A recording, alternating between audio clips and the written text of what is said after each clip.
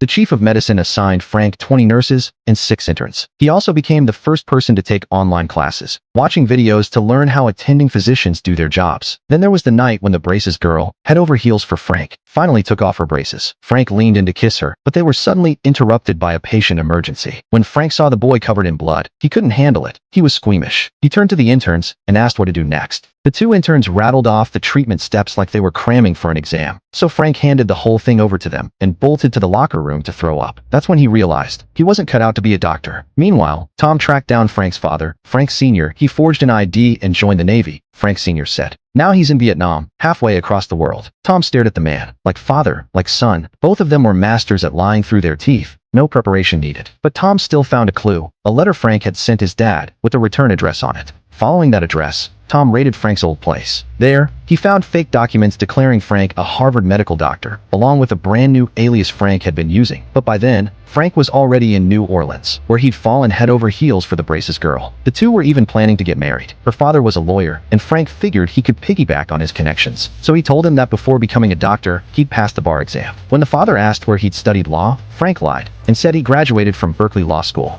Little did he know he was talking to a real pro. Within a few minutes of chatting, Frank slipped up and blew his cover. The father pulled Frank aside into his study. "I have a right to know why you're lying to my family," he said. Frank, for once, was honest. "I'm not a doctor. I'm not a lawyer. I'm not even a pilot. I'm just a kid who loves your daughter." To Frank's surprise, the old man took a liking to him. He thought Frank was a hopeless romantic. After all, he'd had nothing when he married the braces girl's mother, too. Sometimes, he said, you had to tell a few white lies for love. Thanks to his future father-in-law's connections, Frank became his legal assistant and even passed the bar exam fair and square. For the first time in his life, Frank was happy. He lived with the braces girl's family, and for once, he wasn't pretending to be someone else. He was just a 17-year-old kid, even though his fake ID said he was 28. Watching his future in-laws happily washing dishes in the kitchen made him think of his own parents, back when they were still together. Frank met his dad again soon after. Frank Sr. wasn't wearing a suit anymore. He was working as a delivery man. Frank told him he was getting married and begged him to come to the wedding with his mom. But this time, Frank Sr. didn't even try to win his ex-wife back. The IRS was hounding him for unpaid taxes, and he'd given up on life entirely.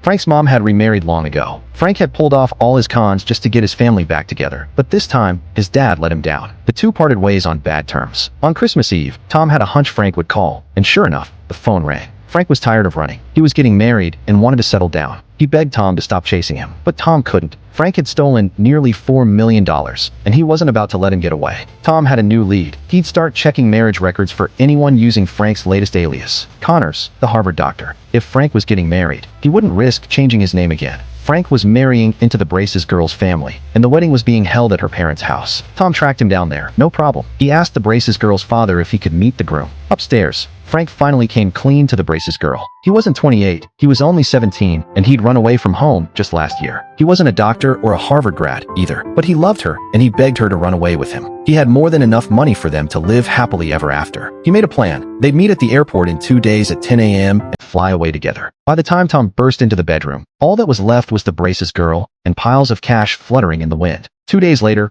Frank showed up at Miami International Airport. He spotted the braces girl getting out of a car, and his heart leaped. But then he noticed the look on her face, and the cops scattered all around the terminal. She'd told them everything. Now, the question was, how could a 17-year-old con artist slip past a squad of cops and board a plane?